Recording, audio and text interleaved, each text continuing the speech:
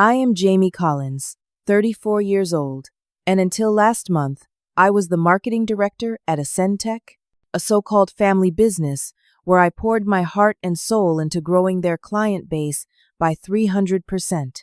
4 years of dedication, missed weekends, and brilliant campaigns all came down to one boardroom moment that changed everything. I never expected loyalty to be repaid with betrayal, but when Thomas Harrington announced his unqualified niece would get the promotion I had earned, something inside me snapped. Before you join me on this roller coaster journey, drop a comment letting me know where you are watching from, hit that like button, and subscribe to see how sliding my keys across that table became the best power move of my career. Looking back, it all began with such promise. I had graduated with my MBA from Northwestern University and spent 3 years climbing the corporate ladder at Maxwell Media, one of the larger marketing agencies in Chicago. The work was challenging, but I felt like just another cog in a massive machine. That all changed when a headhunter contacted me about Ascentech, a mid-sized digital marketing firm looking for someone with fresh ideas and analytics expertise. Thomas Harrington, the founder and CEO, personally conducted my final interview. A man in his early 60s with silver hair and an old-school business approach, he impressed me with his vision for the company. Ascentech might not be as large as Maxwell, but we are a family here, he told me, leaning forward with enthusiasm in his eyes. Everyone knows each other by name. Your contributions will be seen and valued. The company specialized in digital marketing analytics, helping clients understand consumer behavior and optimize their online presence. At the time, they had about 30 employees and an impressive client roster that included regional retailers and service businesses looking to expand. What sealed the deal for me was the obvious opportunity for growth. We want someone who can grow with us, Thomas explained. Someone who will help take this company to the next level and be rewarded accordingly. I accepted the position as marketing manager, taking a slight pay cut from my previous role. The promise of advancement and the chance to make a real impact seemed worth the trade-off. On my first day, I met the rest of the executive team. William Harrington, who everyone called Bill, was Thomas's son and the chief operating officer. In his early 40s, he had his father's business sense but with a more modern approach. He immediately took me under his wing. Dad has big plans, he confided during our first lunch.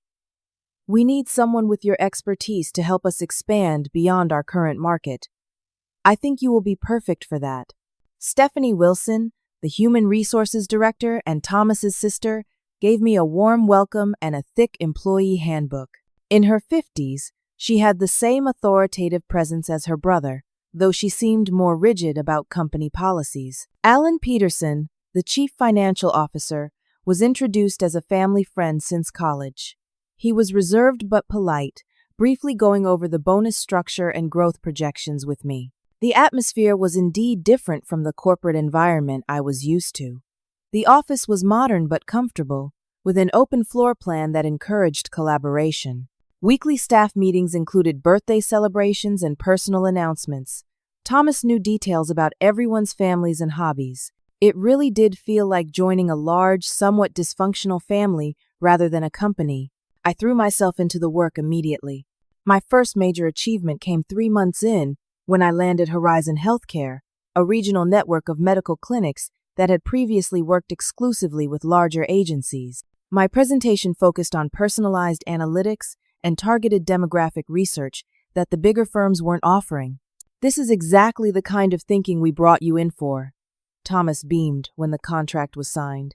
He announced my success at the next company meeting, presenting me with a bonus check that I hadn't expected.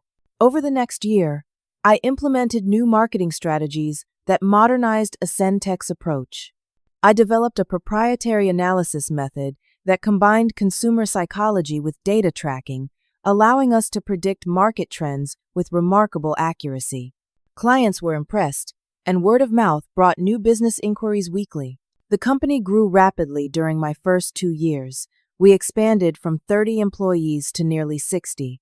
Revenue doubled, and we moved to a larger office space in a prestigious downtown building. I built a team of 6 talented marketers who shared my vision and work ethic. My performance reviews were stellar. Jamie has revolutionized our approach to client acquisition and retention, Thomas wrote in my file. Her innovative strategies have directly contributed to our unprecedented growth. At the end of my 2nd year, Thomas called me into his office. Bill and Stephanie were already there, smiling knowingly. "Jamie," Thomas began, "we want to officially recognize your contributions to Ascentech. We are creating a new position of marketing director, with increased responsibility and, of course, compensation to match." I accepted the promotion with pride and gratitude. The salary increase was substantial, and I now had a seat at the executive table. My team expanded to 8 people, and I was given more autonomy over marketing decisions. "You've proven yourself to be not just an employee, but part of our family," Thomas said during the announcement. Those words meant everything to me then. I truly believed I had found my professional home, a place where hard work and results were recognized and rewarded. How wrong I was. But at that moment, celebrating my promotion with colleagues who felt like friends, I could not have been happier or more optimistic about my future at Ascentech. The foundation was laid for what should have been a long and successful career with the company. If only I had known what was coming next. The beginning of my 3rd year at Ascentech brought subtle but noticeable changes to the company dynamics. It started with an email from Stephanie Wilson announcing a new hire in the marketing department, Catherine Katie Harrington, who would be joining as a junior marketing associate. The last name immediately caught my attention, and the brief biography confirmed my suspicions. Katie was Thomas's niece, the daughter of his younger brother, who lived on the West Coast. Fresh out of college with a marketing degree and a single internship at a small local business, Katie appeared severely underqualified compared to our usual hiring standards. Typically, even junior positions required at least 2 years of experience. However, Thomas was enthusiastic about bringing his niece into the family business. "Katie will be working with your team," Thomas informed me during our weekly meeting. "She has some innovative ideas from her studies. I think you can learn from each other." I smiled and agreed, determined to be professional. When Katie arrived the following Monday, I greeted her warmly and took her under my wing. At 26, she was bright and energetic, though clearly inexperienced. Her understanding of marketing principles seemed academic rather than practical, but she was eager to learn. "This is so different from what I expected," she admitted during our first week, as I walked her through our analytics platform. "They taught us the basics in school, but nothing this advanced." I dedicated extra time to mentoring Katie, including her in client meetings and explaining the rationale behind our strategies. She was appreciative and quick to absorb information, though she sometimes suggested impractical approaches that revealed her inexperience. About a month after Katie joined, I noticed the first worrying sign. During a presentation to a potential client, Thomas repeatedly highlighted Katie's minor contributions while glossing over the comprehensive strategy I had developed. "This social media approach was actually Katie's idea," he said, referring to a small addition she had suggested to my original plan. "She brings a fresh perspective that really resonates with younger demographics." The client seemed impressed, and I didn't want to create awkwardness by correcting the record.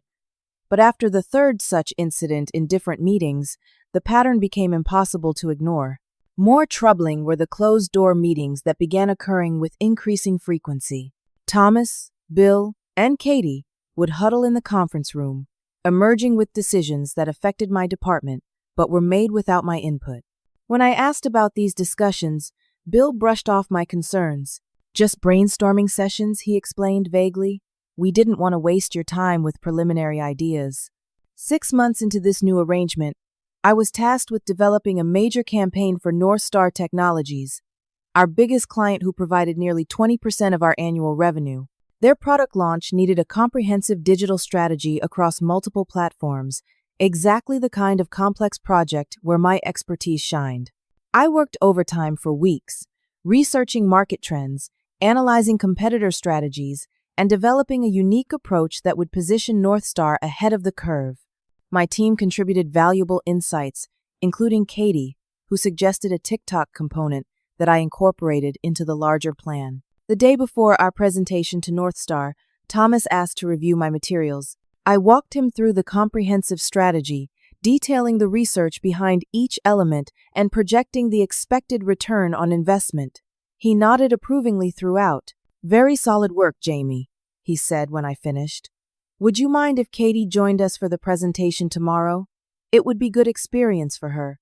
I readily agreed, seeing it as another mentoring opportunity. What I didn't expect was what happened during the actual meeting. As I began presenting to North Star's executive team, Thomas interrupted frequently to give Katie opportunities to explain portions of the strategy, including elements she had minimal involvement in developing. Whenever the clients responded positively, Thomas would glance proudly at his niece. By the end of the presentation, an outside observer might have thought it was Katie's campaign with my assistance, rather than the other way around. North Star loved the strategy and signed off on the expanded contract, representing a significant revenue increase for Ascendtech. During the celebration back at the office, Thomas raised a toast. To our successful North Star campaign, he announced to the gathered staff, and especially to Katie, whose fresh ideas helped secure this important client. I stood frozen, champagne glass in hand, as several colleagues glanced uncomfortably in my direction. Katie herself looked surprised, but pleased by the recognition. My contribution had been nearly erased from the narrative. That evening, working late to finalize implementation details for the campaign, I overheard Thomas and Bill talking in Thomas's office. The door was ajar, and their voices carried clearly. "Katie is really showing potential," Thomas was saying. "She has a natural instinct for this business." "She's learning quickly," Bill agreed, "though she still needs experience." "Experience comes with time," Thomas replied. "But you can't teach the kind of intuition she has." "I always knew she would be perfect for this company. In a few years, she could be leading the whole marketing division." I quietly backed away from the door, my stomach knotting with anxiety. The implication was clear. In Thomas's mind, Katie's future at the company was already mapped out, regardless of merit or experience. The fact that I had built the marketing division from the ground up seemed irrelevant. As I gathered my things to leave, I tried to rationalize what I had heard. Perhaps Thomas was just expressing typical familial pride. Surely when it came to actual business decisions, performance and results would matter more than blood relations. But deep down, I was beginning to understand the true meaning of family business, and I was definitely not family. By the beginning of my 4th year at Ascendtech, the subtle undermining had evolved into something more overt. My marketing team had expanded to 12 professionals, all highly qualified with specialized skills in different aspects of digital marketing. We had become the revenue-generating heart of the company, bringing in 60% of new business through our innovative campaigns and data-driven strategies. As marketing director, I should have had complete authority over my department. Instead, I found myself constantly having to reassert control as Katie, now promoted to senior marketing associate after just 10 months with the company, frequently bypassed my leadership. The promotion itself had been a shock to everyone. Most employees took at least 3 years to reach senior level, and Katie still struggled with fundamental concepts. The announcement came with a vague explanation about her exceptional contributions and unique perspective, leaving my legitimately qualified team members disgruntled. Katie had taken to presenting her ideas directly to Thomas or Bill, returning with approvals for projects I hadn't reviewed. She began attending client meetings without informing me and making promises our team would then have to scramble to fulfill. "I thought you knew," became her standard response when confronted. Uncle Thomas said it was fine. The first time she claimed credit for my work happened during a quarterly review meeting with all department heads. I had developed a comprehensive social media strategy that increased client engagement by 45%. As I prepared to present the results, Katie jumped in. "I would like to share the success of our new social media approach," she announced, proceeding to outline the strategy I had created as if it were her own. Thomas beamed proudly, while Bill nodded along. I sat stunned, watching months of my work being claimed without acknowledgement. After the meeting, I approached Bill in the hallway. I need to talk to you about what just happened, I said, keeping my voice professional despite my anger.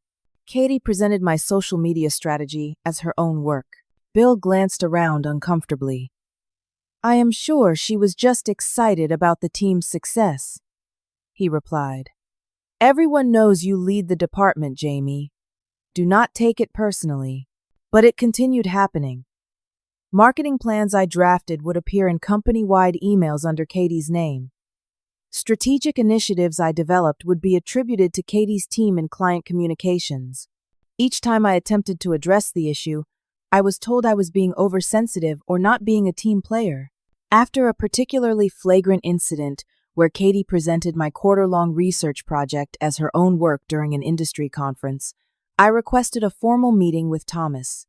I came prepared with documentation, emails showing the evolution of my ideas, dated strategy documents, and testimony from team members confirming my authorship. Thomas listened politely but dismissively. Jamie, I am disappointed to see this competitive attitude, he said when I finished. We are all working toward the same goals here. Katie is still learning, and we should encourage her enthusiasm rather than quibbling over who came up with which idea. This is not about competition, I insisted. It is about professional integrity and proper attribution of work. My team needs to know their contributions are respected and recognized. Thomas leaned back in his chair. No one is questioning your position as marketing director, but part of leadership is developing those under you, not jealously guarding credit. I expect more maturity from someone at your level. I left his office feeling gaslighted and diminished. The message was clear. Katie's advancement would continue regardless of merit, and any resistance from me would be framed as pettiness or insecurity. Still, I refused to give up on a company I had helped build. I began meticulously documenting everything, saving emails, recording meetings when legal, keeping dated copies of all my work product, and asking team members to confirm receipt of my directives and strategies in writing. It was exhausting and paranoid behavior that made me hate coming to work, but instinct told me this paper trail might eventually prove necessary. Meanwhile, Ascentech continued expanding. We were now approaching 100 employees, with satellite offices opening in 2 additional cities.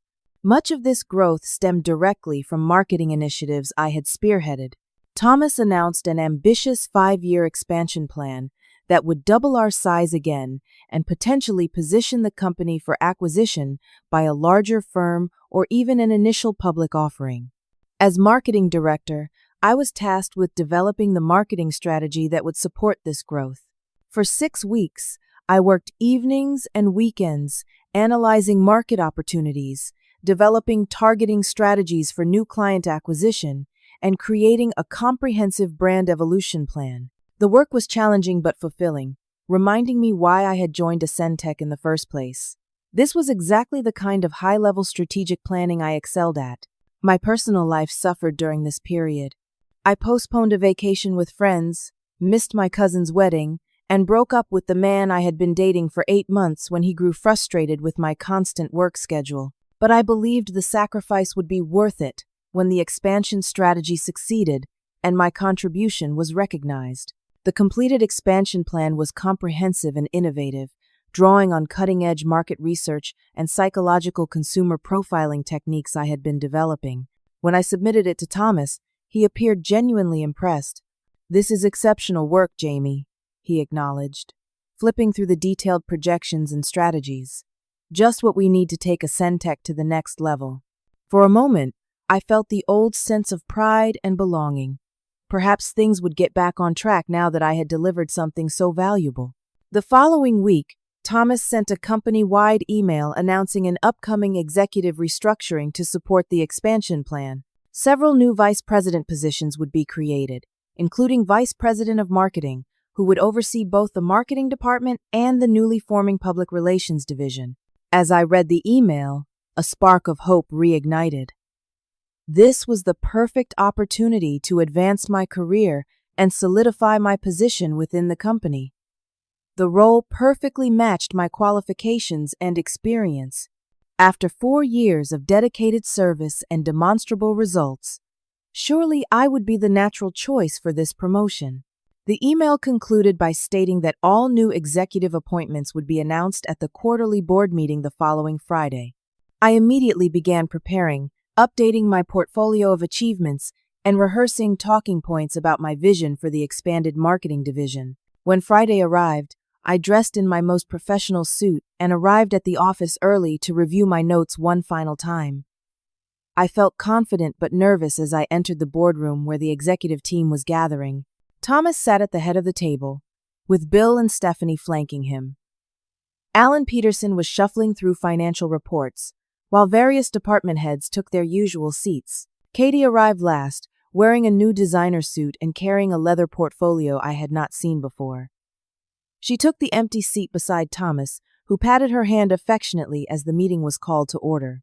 Little did I know that this meeting would change the trajectory of my career and life in ways I could never have anticipated. The stage was set for a betrayal I should have seen coming, but had refused to believe possible, even after all the warning signs. The quarterly board meeting began like any other, with department updates and financial reports. Alan Peterson presented the latest revenue figures, highlighting our 28% growth over the previous year. Most of that growth had come directly from my marketing initiatives, and I allowed myself a moment of pride as the numbers were displayed on the projection screen. Thomas cleared his throat and stood up, smoothing his tie as he prepared to address the room. Before we continue with regular business, I would like to announce the executive restructuring we have been planning to support our 5-year expansion strategy. The room grew quiet with anticipation. Several department heads straightened in their chairs, likely harboring the same hopes for advancement that I did. As you know, Ascentech has grown beyond my wildest dreams since our humble beginnings 15 years ago, Thomas continued. That growth brings new challenges and opportunities that require fresh leadership and innovative thinking. He began announcing the new positions one by one. The vice president of operations went to a longtime employee who had been with the company almost from the start. The vice president of technology was filled by an external hire from a larger tech firm. Each announcement was met with polite applause and congratulatory nods. Finally, Thomas turned toward the marketing section of the table where I sat, my heart pounding with anticipation. This was it, the culmination of 4 years of dedication and results. And now for our final announcement, Thomas said, his face breaking into a wide smile. The new position of Vice President of Marketing and Public Relations. This role will be crucial as we expand into new markets and elevate our brand positioning. I straightened my shoulders and prepared to rise, already mentally rehearsing my acceptance speech. I am thrilled to announce that this position will be filled by someone who represents the future of Ascentech, someone with fresh ideas and a modern perspective on digital engagement. Someone who embodies our core value of family loyalty and commitment. A cold feeling began spreading through my chest as Thomas turned to his right. Katie Harrington will be stepping into the role of Vice President of Marketing and Public Relations, effective immediately. The room fell into stunned silence for a moment before scattered applause broke out. Katie stood, beaming, and embraced her uncle while Bill and Stephanie smiled approvingly. I remained frozen in my chair, struggling to maintain a neutral expression while my mind reeled with shock and disbelief. Katie, with barely 1 year of professional experience, most of it spent taking credit for other people's work, was now my direct superior. 4 years of 60-hour weeks, breakthrough strategies, and measurable results counted for nothing against the Harrington family name. Thomas continued speaking, outlining Katie's supposed qualifications. Katie brings a fresh perspective that resonates with younger demographics. Her innovative approach to social media engagement has already revolutionized our digital presence. Each word felt like a personal attack as he attributed my accomplishments to his niece while I sat just feet away. I glanced around the table, noting how several executives avoided eye contact with me, their discomfort evident. Bill studied his notebook intensely, refusing to look in my direction. Of course, Jamie Collins will continue as marketing director, bringing her experience to support Katie's vision, Thomas added, finally acknowledging my presence. Together, they will form a powerful team, combining experience with fresh innovation. The implication was clear. I was expected to stay on as a glorified assistant, training and supporting Katie while she took credit for my work and collected a vice president's salary. I would be expected to smile and accept this arrangement out of loyalty to the company. In that moment, something shifted inside me. A lifetime of playing by the rules, of believing that hard work and results would be recognized and rewarded, crumbled away. I saw with perfect clarity what a Ascentech truly was. Not a meritocracy where talent could thrive, but a nepotistic family business where blood would always matter more than contribution or qualification. Thomas was wrapping up the announcements, inviting everyone to a champagne toast in the break room following the meeting. As attention shifted to the next agenda item, I made my decision. I stood slowly, gathering my portfolio and notepad with deliberate calm. The movement drew Thomas's attention, interrupting his transition to the next topic. Jamie? Did you have something to add? All eyes turned to me. I reached into my purse and removed my office keys, company credit card, and security badge. With measured movements, I placed them on the polished mahogany table and slid them toward the center. The metal made a soft scraping sound against the wood in the now silent room. I want to thank you for the opportunities Ascentech has provided me over the past 4 years, I said, my voice steady despite the adrenaline coursing through my body. I have given this company my best ideas, countless weekends, and unwavering dedication. In return, I have just watched my work be attributed to someone else for the final time. Thomas's face reddened. Now, Jamie, this is hardly the appropriate forum for personal grievances. We can discuss your concerns privately after the meeting. There is nothing to discuss, I replied. I cannot in good conscience continue working for a company that values family connections over merit and contribution. I wish you all the best with your expansion plans. My team has the implementation details for the marketing strategy. I am sure Katie will have no trouble executing the plan I developed, given her exceptional qualifications. The sarcasm in my final sentence was subtle but unmistakable. Katie's confident smile faltered slightly as murmurs broke out around the table.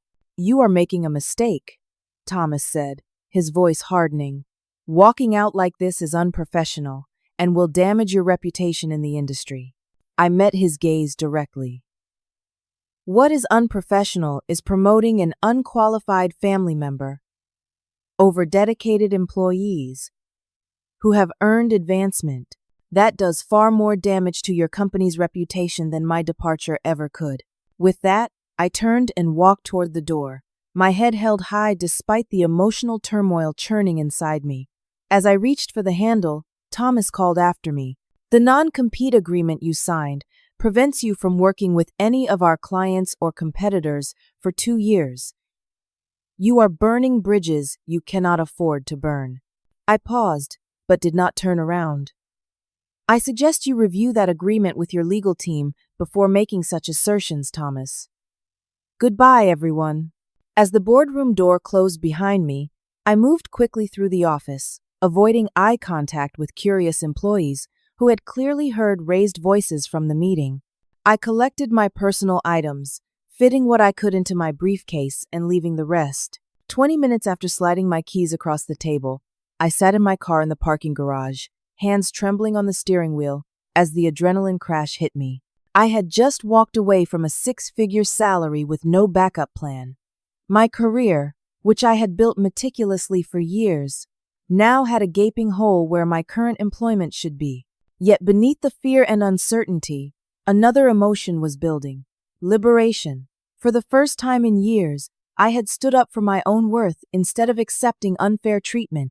Whatever came next would be on my terms. I started the engine, preparing to drive away from Ascentech for what I assumed would be the final time. But before I could shift into reverse, my phone rang with a number I did not recognize. Hesitantly, I answered. Jamie Collins speaking.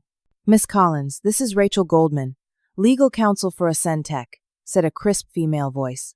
I need to speak with you immediately regarding your departure. Can you return to the building to meet with me? I almost refused, but something in her tone gave me pause. May I ask what this is regarding specifically? I would prefer to discuss it in person, she replied. I can assure you it would be in your best interest. 7 minutes of your time could make a significant difference to your future. Curiosity overcame my reluctance. Very well, I will meet you in the lobby in 5 minutes. As I ended the call and turned off my car, I had no idea that this unexpected meeting would completely transform what had seemed like a career disaster into the opportunity of a lifetime. The moment I shut off my car engine, the full weight of what I had just done crashed over me. Tears I had been holding back spilled down my cheeks as I gripped the steering wheel. 4 years of my life, countless sacrifices, relationships put on hold, all for a company that had just made it abundantly clear I would never truly belong. I allowed myself exactly 2 minutes of breakdown before wiping my eyes and reapplying my lipstick in the rearview mirror. I refused to walk back into that building looking defeated. Whatever Rachel Goldman wanted to discuss, she would meet a composed professional, not a devastated ex-employee. The lobby of the Ascend Tech building felt different now, alien rather than familiar. I approached the security desk, prepared to explain my presence, but the guard simply nodded and directed me to a small conference room off the main entrance. Rachel Goldman was already waiting. I had met Rachel only twice before at company functions. In her late 40s, with razor-sharp gray suits and an even sharper mind, she was not technically an Ascend Tech employee, but part of the prestigious law firm that handled all company legal matters. Her presence, for what should have been a routine resignation, spoke volumes. "Thank you for returning, Miss Collins," she said, gesturing to a chair across the table from her. "I appreciate your willingness to speak with me." 7 minutes, I reminded her, placing my phone on the table as a timer. "What does Ascend Tech want now?" Rachel folded her hands on the table. "First, I should clarify that this conversation does not represent Ascend Tech's official position. I requested this meeting on my own initiative after witnessing what transpired in the boardroom. That surprised me. Go on. I have one critical question for you, and your answer will determine my next steps," Rachel said, studying me carefully. "Did you document everything?"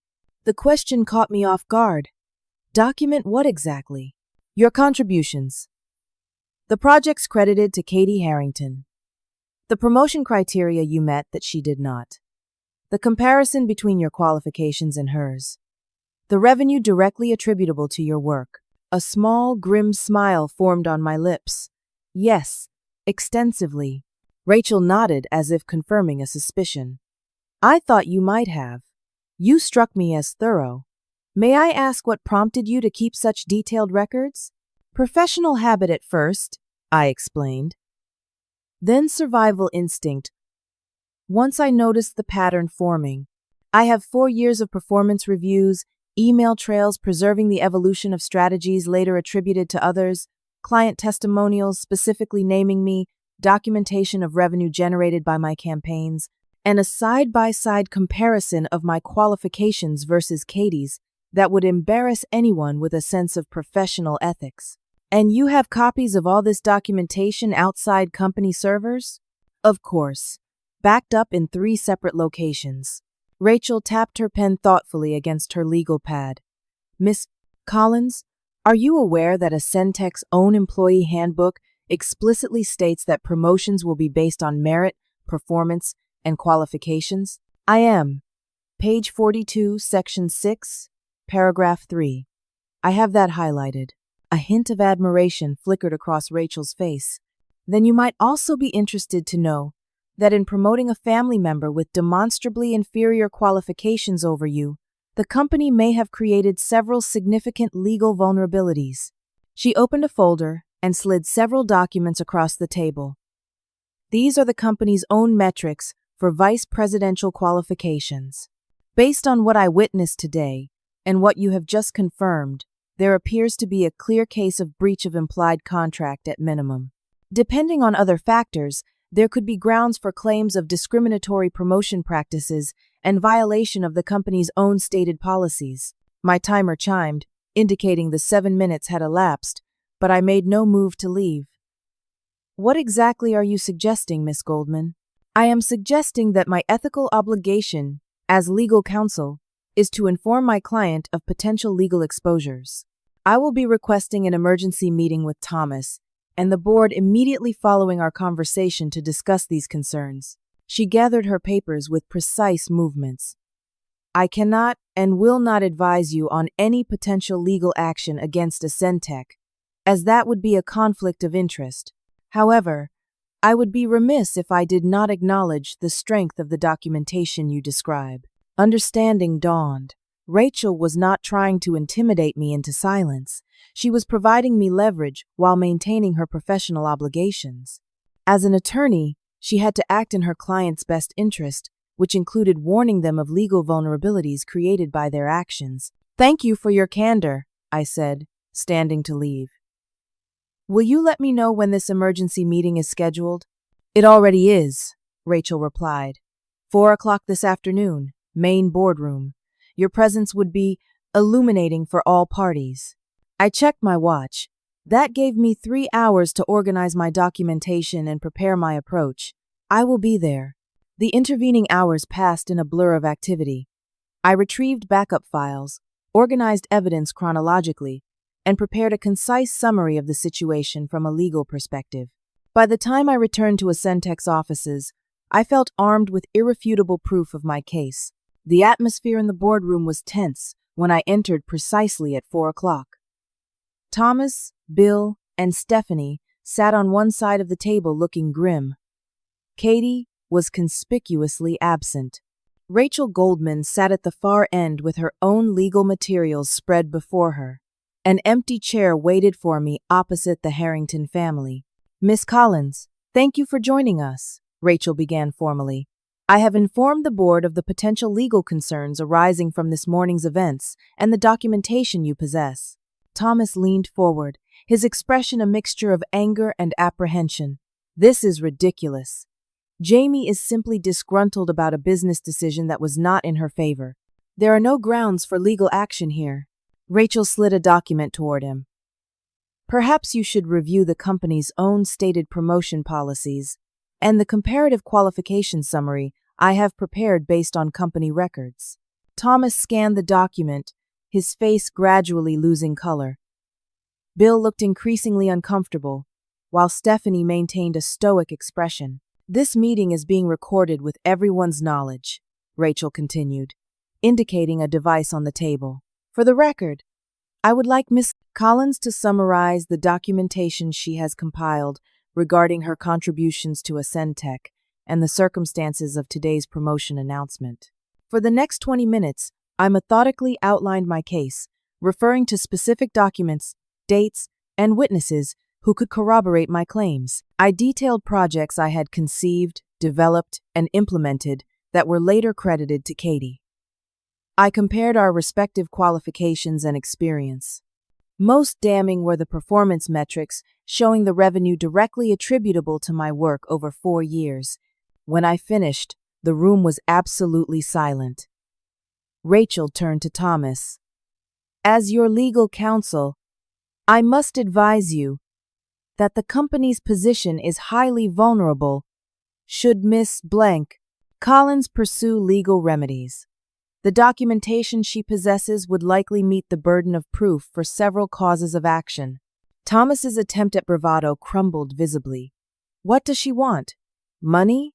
A different position? I want what I earned, I replied calmly. Recognition for my work and appropriate advancement based on merit rather than family connections.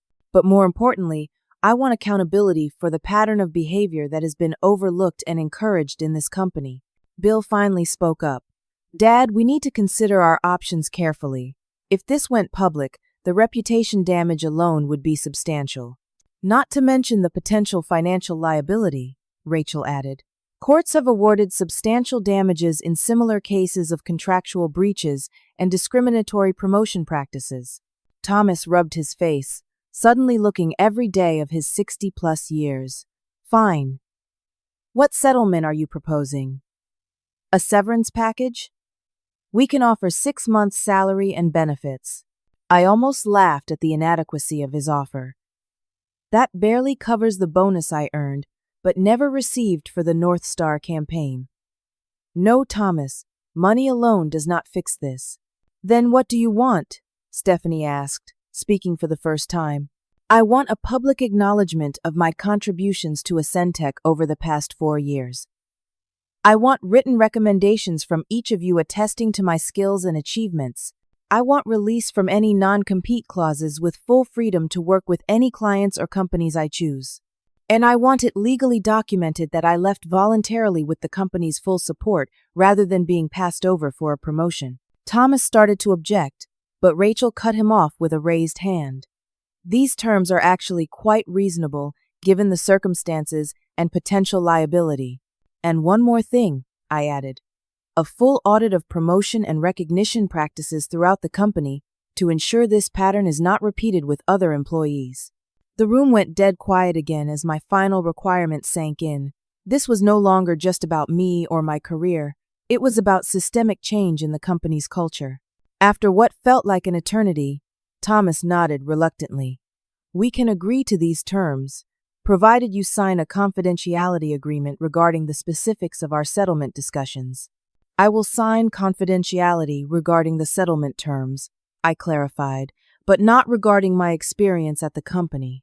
My story is mine to tell, with or without naming Ascentech specifically.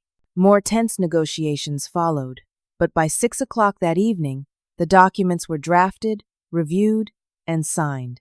I walked out of Ascentech for the second time that day, but now with a settlement agreement, glowing recommendation letters, freedom from restrictive covenants, and the knowledge that an external consultant would be reviewing the company's promotion practices. As I drove home that evening, exhaustion competed with a growing sense of possibility. For the first time in 4 years, I was free to chart my own course without the constraints of other people's expectations or limitations. The path ahead was uncertain, but it was mine to define. My phone buzzed with a text message from an unexpected source. Bill Harrington. It read simply, "You were right. I am sorry I did not speak up sooner. If you ever need anything, please let me know." I did not reply. No apology could undo the years of watching silently as my work was appropriated and my career stalled.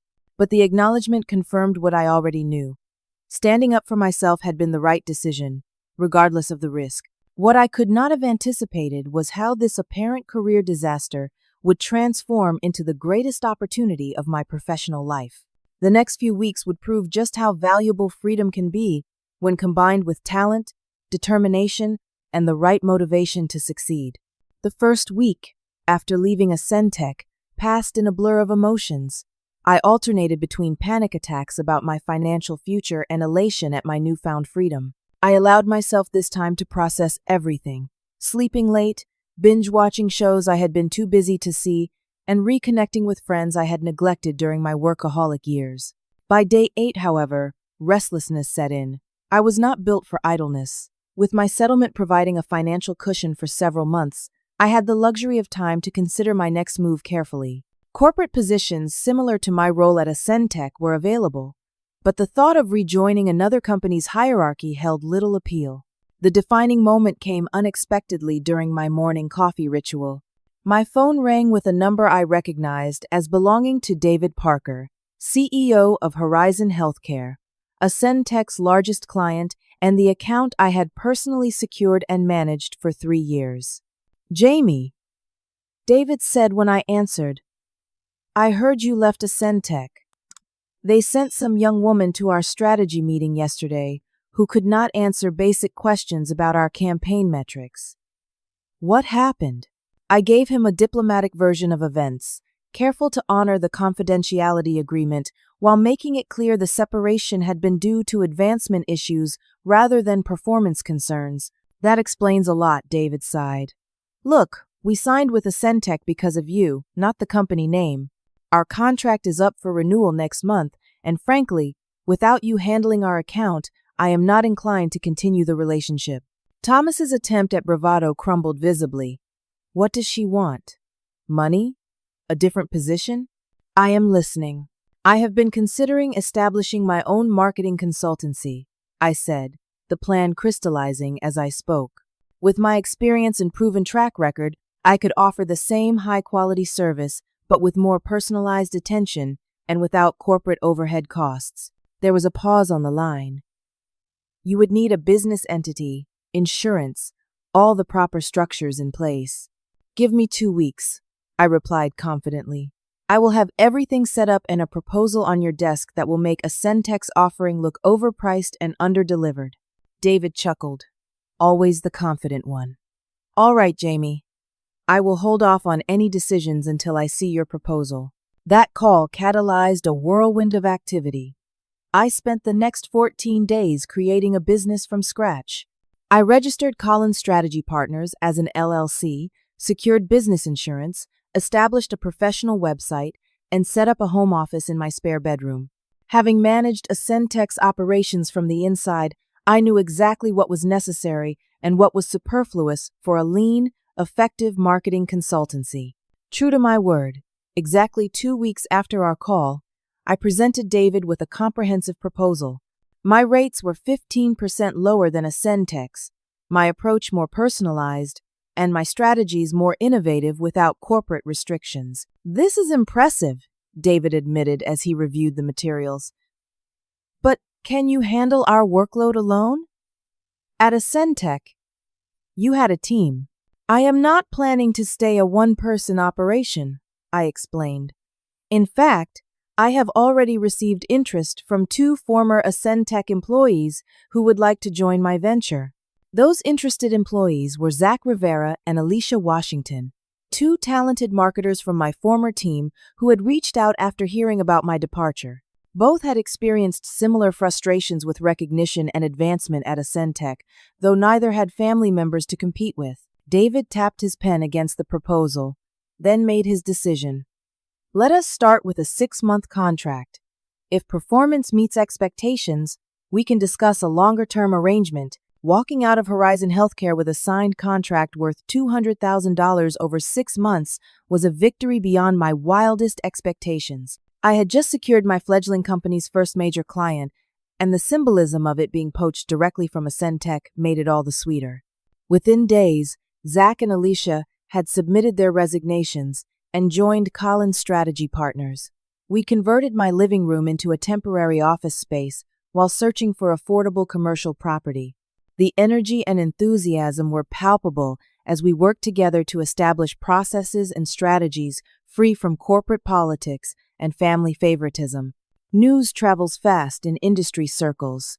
3 weeks after securing Horizon Healthcare, I received calls from 2 other Centec clients expressing dissatisfaction with their service since my departure.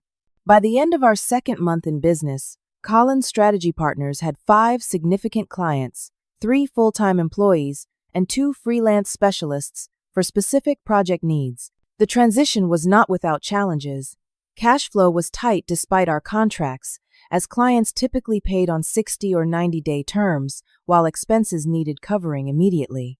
I invested most of my settlement into the business and took a minimal salary to ensure my team was well compensated. Late nights became the norm again, but with a crucial difference.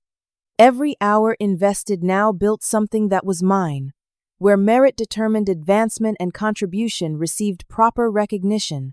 Rumors from a Centec began reaching us through industry contacts and former colleagues. Katie's inexperience was apparently showing in critical decisions, leading to strategy missteps and client dissatisfaction. The company had lost 4 major accounts within 3 months of my departure, not including those that had followed me. I took no pleasure in their struggles, but could not help feeling validated by the confirmation of what I had known all along. Nepotism ultimately harms organizations by placing unqualified individuals in positions beyond their capabilities. 6 months after that fateful boardroom confrontation, Collins Strategy Partners had outgrown my apartment and moved into proper office space downtown. We now employed 8 full-time staff and maintained relationships with a network of specialized freelancers. Our client roster had grown to 12 companies, including 3 former Centec clients and 2 that had chosen us over Centec in direct competition. The true turning point came when Reynolds Incorporated, a national retail chain and the largest potential client either company had ever pursued, invited both Ascentech and Collins Strategy Partners to pitch for their digital marketing contract worth over $1 million annually. We prepared meticulously for weeks, developing innovative strategies specifically tailored to Reynolds' market challenges. I knew Ascentech would be our primary competition and that Thomas would be desperate to secure this contract after their recent client losses. The pitch meeting was scheduled at Reynolds' corporate headquarters, and as luck would have it, our presentation was slated immediately after Ascentech's. As we waited in the reception area, the Ascentech team emerged from the conference room. Thomas and Katie walked out first, followed by two junior staff members I did not recognize. Thomas stopped short when he saw me, his expression a mixture of surprise and discomfort. Katie's eyes widened in recognition before she quickly looked away. "Jamie?" Thomas acknowledged stiffly. "I was not aware your venture had reached this level. Collins Strategy Partners specializes in exceeding expectations, Thomas," I replied pleasantly. "Something I learned is important during my time at Ascentech." Before he could respond, the Reynolds marketing director appeared to escort us into the conference room. As we passed the Ascentech group, Bill, who had been trailing behind, caught my eye and gave a barely perceptible nod of respect. Our presentation was flawless. We demonstrated clear understanding of Reynolds' challenges, presented innovative but practical solutions, and backed every strategy with data and successful case studies from our existing clients. The engagement and questions from the Reynolds team suggested genuine interest rather than mere courtesy. 2 weeks later, the email arrived, confirming what I had dared to hope. Collins Strategy Partners had been awarded the Reynolds account, beating out Ascentech and 3 other established agencies. The contract would nearly double our company's revenue and necessitate immediate expansion of our team. That evening, I hosted a celebration dinner for my staff at an upscale restaurant downtown. Raising a glass to the team that had made this success possible, I felt a sense of accomplishment, unlike anything I had experienced at Ascentech. This victory belonged to all of us, earned through merit and rewarded accordingly. As we celebrated, my phone buzzed with an industry news alert. The headline read, "Ascentech announces restructuring amid client losses." The brief article mentioned several executive changes, including Katie Harrington stepping down from her vice presidential role to focus on core marketing functions. I put my phone away without commenting. Success was the best revenge, and we were only just beginning. The future stretched before us, with possibilities limited only by our talent and determination, not by someone else's last name. 1 year to the day after I slid my keys across the Ascentech boardroom table, I stood in the lobby of Collins Strategy Partners' new office space, watching as the final touches were added to our company logo on the wall. The symbolism of the timing was not lost on me as I surveyed what we had built in just 12 months. From a hastily established home office, we had grown to a thriving agency with 23 employees occupying an entire floor in a prestigious downtown building. Our client roster included national brands alongside innovative startups, all attracted by our reputation for results-driven strategies and transparent business practices. More meaningful than the physical growth was the company culture we had cultivated. Every employee, regardless of position, had clearly defined paths for advancement based solely on performance and contribution. Ideas were valued according to their merit rather than who proposed them. And perhaps most importantly, proper credit was always given to those who earned it. "The furniture for the new conference room will arrive tomorrow," announced Lisa Chen, our operations manager, as she joined me in the lobby. "Just in time for the quarterly planning session." "Perfect!" I nodded, still taking in the reality of our expansion. "Has everyone confirmed for the anniversary dinner tonight?" "All 23 employees plus guests," Lisa confirmed. Though Jordan asked if he could bring his new girlfriend along with his husband, apparently they are all attending his sister's wedding together next weekend. "Of course," I smiled. "The more the merrier." This celebration was more than a business milestone. It was a testament to what could be achieved when people were empowered to do their best work in an environment that recognized and rewarded merit. After finalizing some details with Lisa, I returned to my office to prepare for an industry conference call. As I settled behind my desk, my assistant buzzed through. "Jamie, there is a William Harrington here to see you. He does not have an appointment." Bill Harrington. I had not spoken to him since that brief text message a year ago. His name still appeared occasionally in industry news, usually in connection with Ascentech's ongoing reorganization efforts. "Send him in," I decided after a moment's hesitation. Bill looked different than I remembered, more careworn but somehow more authentic. The polished corporate veneer had faded, replaced by something more human. "Thank you for seeing me," he said, taking the seat I offered. "Your new offices are impressive." "Thank you. What brings you here, Bill?" He sighed, running a hand through hair that showed more gray than a year ago. "Partly professional curiosity. Everyone in the industry is talking about the Collins Strategy Partners model. Partly personal." He paused, seeming to search for the right words. "I wanted to apologize properly for everything that happened at Ascentech, for not speaking up when I should have." I studied him for a moment. "That was a year ago, Bill. Water under the bridge now." "Not for me," he admitted. "And not for Ascentech. Things fell apart after you left. The Reynolds account was just one of many losses. Katie was completely out of her depth, making decisions that cost the company millions. When the board finally forced my father to demote her, the damage was already substantial." "I heard about the restructuring," I acknowledged. "Restructuring is a polite term for what happened," Bill said grimly. "We had to lay off 30% of our staff. Katie is now back in a junior role with supervision. And my father." He hesitated. "My father finally recognized his mistake in prioritizing family loyalty over business sense. He has been trying to rebuild the company's reputation, but it has been an uphill battle. I felt no satisfaction at hearing about their struggles. Business was not personal, despite how personally I had been treated. I am sorry to hear that. Despite everything, there are good people at Ascentech who do not deserve to suffer for leadership mistakes." Bill nodded gratefully at my response. "That is actually part of why I am here. My father wants to hire Collins Strategy Partners as consultants to help rebuild our marketing division. He knows you understand our business better than anyone." The irony was almost too perfect.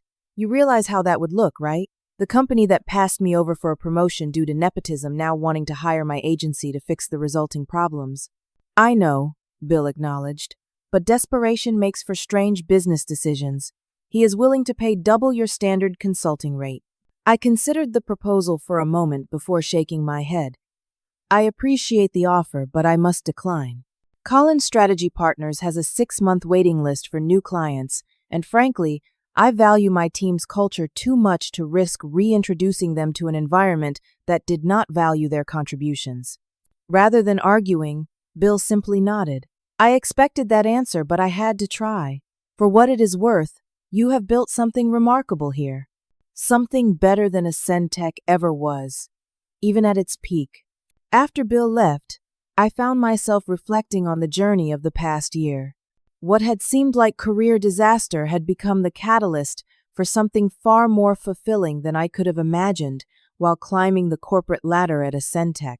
That evening, as I looked around the private dining room at the 23 people who had helped build Collins Strategy Partners, I felt a sense of accomplishment deeper than any professional achievement. We had created not just a successful business, but a community where talent was recognized, effort rewarded, and every voice valued.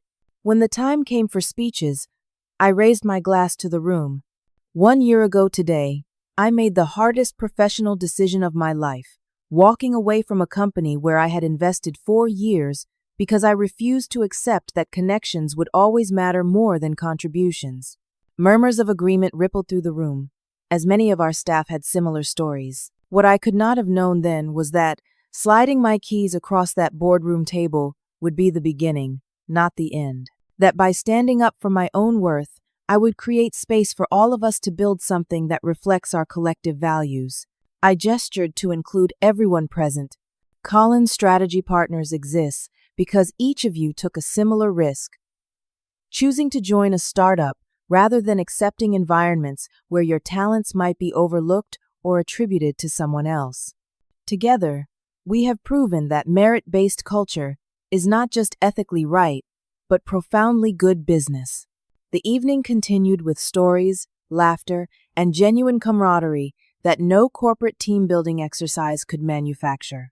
As people began to depart, several stopped to share personal testimonials about how different their professional experience had been since joining our company. The following week brought another milestone when I was invited to deliver the keynote address at the National Marketing Innovation Conference. Standing at the podium before hundreds of industry professionals, including several Ascentech representatives, I shared the principles that had guided Collins Strategy Partners to success. Documentation is not distrust, I told the audience. It is professional self-preservation in a world where contribution and credit are not always aligned. Every professional should maintain records of their work, not out of paranoia, but as verification of their value. I continued with what had become my core philosophy. The most important asset you have is not your client list, or your strategies, or even your reputation. It is your willingness to walk away from situations that devalue your contribution. Sometimes sliding your keys across the table and walking out is the most powerful negotiating position you can take. The applause that followed suggested my message resonated beyond my personal experience. Afterward, a line of young professionals waited to speak with me, many sharing their own stories of workplace inequity and seeking advice on building courage to stand up for themselves. As the one-year mark of our company's founding transitioned into a new chapter of growth, I found myself mentoring younger staff with an emphasis on ethical leadership and recognition of merit.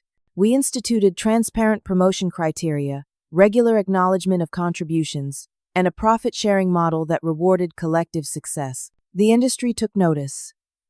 Business publications featured our innovative workplace culture alongside our marketing achievements. Other agencies began implementing similar merit-based systems, slowly shifting industry standards away from the old boy networks and nepotism that had long dominated. Through it all, I maintained the documentation habit that had saved my career. Now, however, it served a different purpose, ensuring that every team member's contributions were properly attributed and rewarded. What had once been self-protection became a tool for fairness and recognition. The greatest personal growth came in finding balance. Unlike my years at Ascentech, I no longer defined my worth solely through professional achievement. I reconnected with family, rebuilt friendships, and eventually started dating again, this time with clearer boundaries between work and personal life. The scars from my Ascentech experience never fully disappeared, but they transformed from sources of pain into valuable wisdom. I learned that loyalty must be reciprocal to be meaningful. That documentation is power, that sometimes walking away is the only way to move forward, and perhaps most importantly, that creating the environment you want to work in is more fulfilling than trying to fit into someone else's vision. One evening, working late in my office, I came across the keys I had slid across the boardroom table a year earlier. I had retrieved them from security on my way out that day, a small act of defiance when I could have simply left them behind. Now they sat in my desk drawer as a reminder of a pivotal moment. I picked them up, feeling their weight in my palm. They no longer represented access to someone else's kingdom, but rather my decision to build my own. In that moment of clarity, I realized the most valuable asset we possess is not the keys we are given, but the doors we choose to walk through, especially when, we have to create those doors ourselves. Have you ever faced a moment when standing up for your worth meant walking away from something secure? I would love to hear your stories in the comments below. And if this journey of overcoming workplace injustice resonated with you, please like this video, subscribe to see more stories of professional triumph, and share with anyone who might need the courage to slide their own keys across the table. Remember, sometimes the greatest opportunities come disguised as disappointments. Thank you for joining me today, and may you always know your true value is never determined by someone else's failure to see it.